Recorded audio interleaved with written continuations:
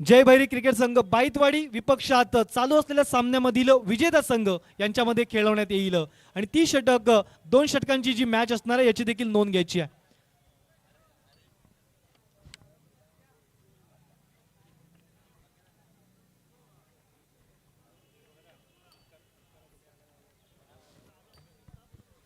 आपण पाहतोय जय हनुमान चषक 2025 आयोजक आहेत 11 स्टार क्रिकेट संघ वांजरोळी हनुमानवाडी, ज्यांच्या माध्यमातून हे भव्य दिव्य आयोजन या ओरम क्रिकेट स्पर्धेचं सध्या विरारच्या या क्रीडांगणावरती आपल्याला पाहायला मिळतंय.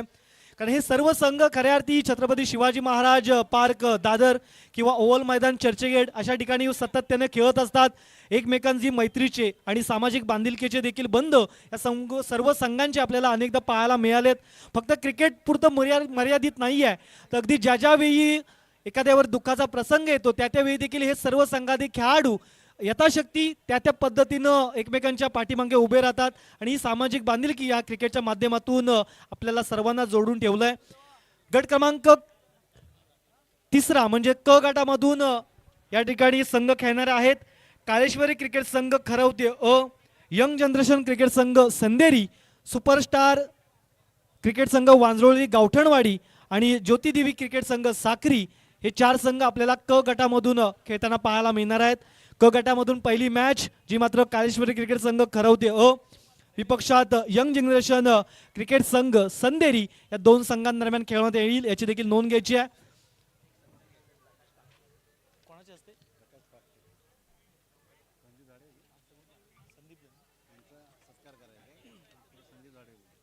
यानंतर अजून एक सन्मान सोहळा आपण या ठिकाणी पार पाडतोय. सन्माननीय श्री प्रकाशजी पगटे साहेब यांचा या ठिकाणी सन्मान केला जाईल. मी संदीप दाडवे सरांना विनंती करतो की आपल्या शुभ हस्ते आपण प्रकाशजी पगटे साहेबांचा या ठिकाणी सन्मान करायचा आहे.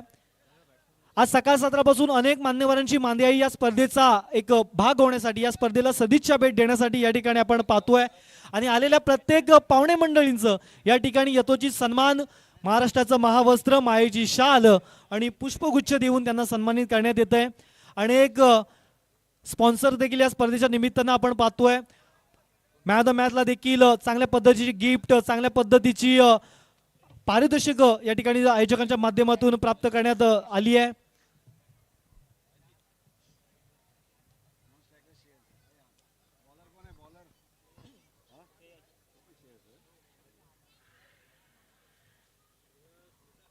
मान्यवरांचं या ठिकाणी आपण स्वागत करून त्यांना विनंती करूया की आपण आमच्या कॉमेंट्री बॉक्समध्ये स्थानापन्न होऊन या मॅचचा आनंद घ्यायचा आहे.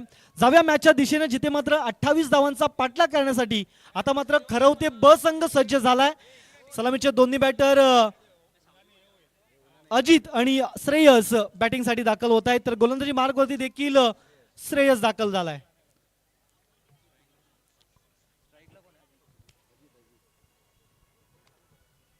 अठ्ठावीस धावांचा पाठलाग करायचा आहे. आपण फिल्डिंगची जी आपण रचना पाहिली तर डीप मिड विकेटला एक खेळाडू आहे, लॉंग ऑफ आहे, लॉंग ऑन आहे, फाईन लेगला एक खेळाडू आपण पाहतोय. त्यानंतर एक्स्ट्रा कव्हरला आणि डीप पॉइंटमध्ये एक क्षेत्ररक्षक आपण तैनात पाहतोय. सामन्याला सुरुवात झाली आहे. पहिल्याच बॉलवरती धावसंख्येचा आगाज देखील केलाय आणि पहिल्याच बॉलवरती चित्त्याच्या चपळाईनं 2 धावा कंप्लीट देखील केल्या आहेत.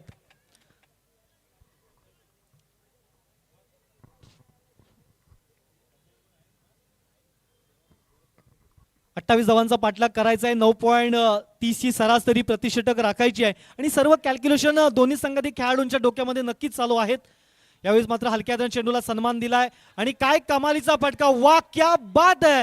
अगदी नेत्रदीपक आणि मी म्हणतो ना की अगदी क्लास फटका यावेळेस मात्र अजित यांच्या बॅटमधून पाहायला मिळालाय. कारण पाहिलं तर लॉंग ऑन क्षेत्र आहे ते थोडंसं खाली होतं, फक्त हलक्या चेंडूला दिशा दिली, टायमिंगचा प्रॉपर वापर केला आणि चेंडूला 4 धावांसाठी वसूल देखील केलाय. चांगलं टायमिंग यावेळेस मात्र अजित यांच्या बॅटमधून पाहायला मिळालंय. दाखवून देत आहेत की फक्त ताकदीनं नाही तर युक्तीने देखील खेळ जिंकता येतो, युक्तीने देखील धावा जमा केल्या जाऊ शकतात आणि त्याचा उदाहरण हा आताचा फटका आपण म्हणू शकतोय. पुन्हा एकदा हलक्या हाताने चिकी कट खेळायचा होता, मात्र बॅट आणि बॉलचा संपर्क होत नाहीये. चेंडू विसावतो यष्टांच्या मागे आणि आता मात्र बॉलर श्रेयसने कमबॅक केलंय. चौकारानंतरचा हा डॉट बॉल आलाय आणि डॉट बॉल हा नक्कीच श्रेयस याचा आत्मविश्वास परतवून देणारा असणार आहे. यावेळी मात्र लोअर फुलटॉस, त्याला मात्र फ्लाइंगने चेंडूला वळवला फाईन लेग क्षेत्रामध्ये. थोडंसं पम्बलिंग त्या ठिकाणी पाहायला मिळालं. डीपचा खेळाडू वेगानं चेंडूपर्यंत पोहोचलाय आणि थोडीशी फेकी खराब, नैसर्गिक अडथळे आहेत, त्याचा प्रत्येक संघाला त्या ठिकाणी सामना करणं गरजेचं आहे. आणि या बॉलवरती आपण पाहिलं तर 3 धावा पाहायला मिळत, 2 धावा पाहायला मिळत आहेत.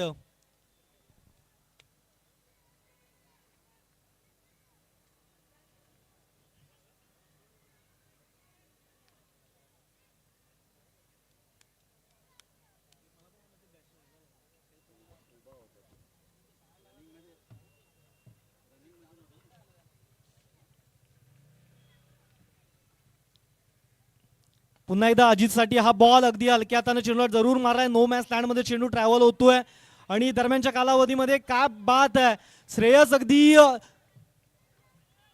जबरदस्त रनिंग बिटवीन द विकेट या 2 खेळाडूंमध्ये पाहायला मिळतंय. मी सकाळ सत्रामध्ये देखील म्हटलं होतं की क्रिकेटच्या मैदानावरती यस, नो आणि वेट या 3 गोष्टींना ना खूप काही महत्व आहे. या 3 गोष्टींचा ताळमेळ जर नसेल ना तर मात्र तुम्हाला तुमची विकेट किंवा तुमचं रन देखील त्या ठिकाणी गमावे लागू शकतात. इथे मात्र रनिंग बिटवीन द विकेट अतिशय सुंदर पद्धतीचं आहे आणि सध्याच्या घडीला पुन्हा एकदा 2 धावा कंप्लीट करण्यात आल्या आहेत. 10 धावांपर्यंत मजल मारली आहे. पहिल्या षटकाचा खेळ मार्गस्थ आहे.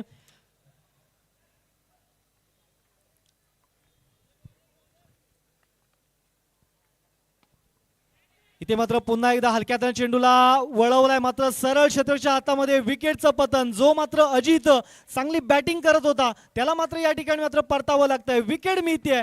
फलंदाज क्रमांक 1 mister Ajit back to the dugout.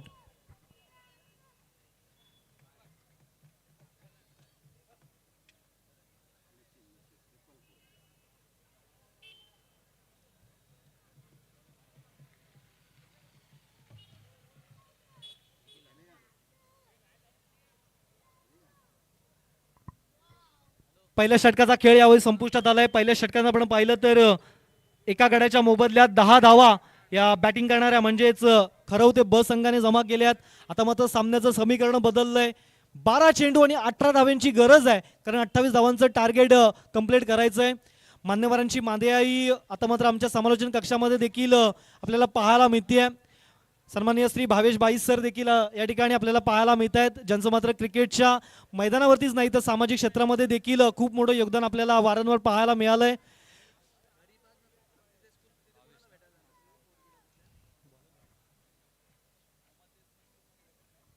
बारा बॉल आणि 18 धावांची गरज आहे. सांघिक दुसऱ्या षटकाला सुरुवात होते. गोलंदाजी मार्क वरती आपण पाहिलं तर भावेश दाखल झालाय. बॅटिंग मार्क वरती आपण सध्याच्या घडीला नवा बॅटर निखिल याला पाहतोय.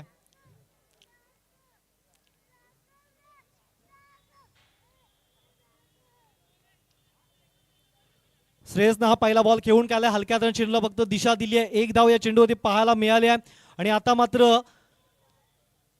निखिल याला संधी मिळाली आहे. चांगली गोलंदाजी आपल्या संघासाठी निखिलने जरूर केली होती. फिल्डिंग देखील त्याच्या चांगल्या पद्धतीने त्या ठिकाणी पाहायला मिळाली आणि आता मात्र बॅटिंग करण्याची संधी क्रमांक 3 वरती त्याला प्राप्त झाली आहे. 28 धावा कंप्लीट करायची आहेत. पहिल्या षटकाच्या खेळानंतर 10 धावा आपण पाहिल्या आणि दुसऱ्या षटकामध्ये पहिल्याच बॉलवरती 1 धाव या ठिकाणी पाहायला मिळाली आहे. यानंतरचा बॉल आपण पाहिलं तर लेग स्टिकच्या जास्त बाहेर पंच दंडीत घोषित करताय. Yes it is a wide ball. Extra run धावसंख्येच्या एकूण खात्यामध्ये जमा होताना पाहायला मिळते. थेंबे थेंबे तळे साचे या उक्तीप्रमाणे धावा हळूहळू वेगानं वाढायला सुरुवात झाली आहे. आता मात्र 12 धावांपर्यंत म्हणजे डझनभर धावा कंप्लीट झाल्यात. हा फुलटॉस होता, त्याला मात्र दिशा दिली आहे. एक्स्ट्रा कव्हरला डीपचा खेळाडू वेगानं चेंडूपर्यंत पोहोचतोय आणि दरम्यानच्या कालावधीमध्ये फक्त 1 धाव या ठिकाणी पाहायला मिळाली आहे. एका वेगळ्या कॅल्क्युलेशन, एका वेगळ्या नियोजनानुसार हा संघ खेळताना पाहायला मिळतोय.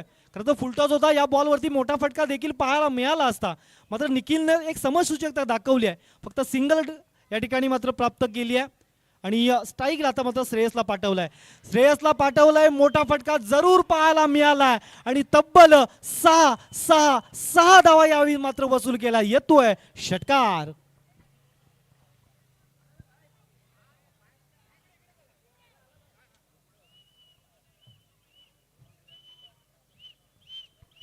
मी या आधीच्या चेंडूवरती देखील उल्लेख केला होता की हा संघ प्रॉपर प्लॅनिंग, प्रॉपर नियोजनातून खेळतो, कारण फुलटॉस चेंडूवरती निखिलनं 1 धाव श्रेयस याला का काढून दिली ना, याचं त्यानं देखील नमुना मैदानाच्या आतमध्ये पेश केलाय. एक मोठा फटका आला, 6 धावा आल्या. तदनंतर मात्र चांगलं क्रिकेट, हलक्या हाताने चेंडूला ड्राईव्ह दिली आहे. 2 धावा नाही तर या चेंडूवरती तब्बल 3 धावा पाहायला मिळत आहेत. What a running between the wicket, काय रनिंग बिटवीन द विकेट आहे. चांगलं कॉम्बिनेशन या 2 बॅटरमध्ये आपल्याला पाहायला मिळत आहे. षटकारानंतर हलक्या हाताने चेंडूला दिशा दिली, 3 धावा या ठिकाणी पाहायला मिळाल्यात. धावसंख्येचा विचार केला तर 22 धावांपर्यंत मजल मारली आहे. भावेश आपला नेक्स्ट बॉल घेऊन ओव्हर द विकेट पुन्हा एकदा सज्ज होत आहेत.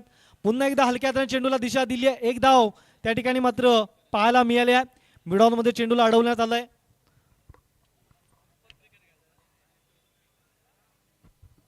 आमचे साथी समालोचक प्रकाशजी जोरे देखील आम्हाला सांगताय की प्रॉपर क्रिकेट काय असतं ना ते सध्या आपल्याला या खरवते ब संघाच्या माध्यमातून पाहायला मिळत आहे.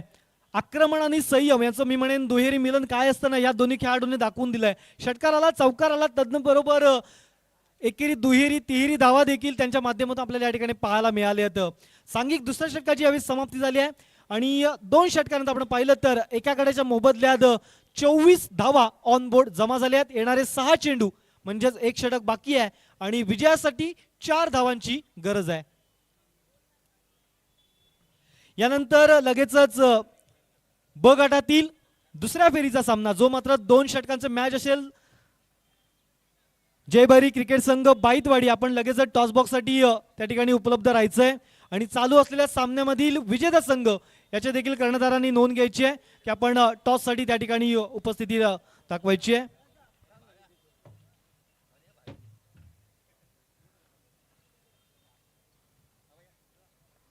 शेवटचं षटक आहे, अजूनही सामना संपलेला नाही आहे. कारण मित्रांनो क्रिकेटच्या मैदानावरती आपण असे जादुई कारनामे आहे ना अनेकदा पाहत आलोय.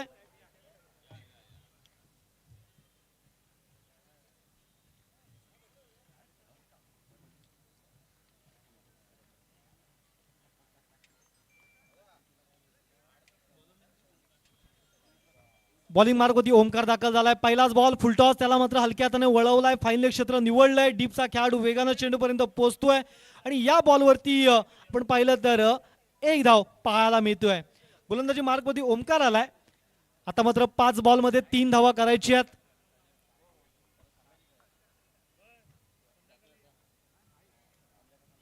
आता मात्र स्ट्राईक एंडला आपण निखिल याला पाहतोय. यावेळेस मात्र खराब लाईन लेद, डाव्या यष्टीच्या खूपच बाहेर. 1+1 अशा 2 धावा या बॉलवरती आपल्याला पाहायला मिळाला आहेत. एक्स्ट्रा रन 22 स्वरूपात, त्याचसोबत एक वाईड. आता मात्र स्कोअर लेवल पद्धतीने पाहायला मिळतोय. फक्त 1 धावेची गरज आहे. इक्वल स्कोअर या ठिकाणी पाहायला मिळालाय.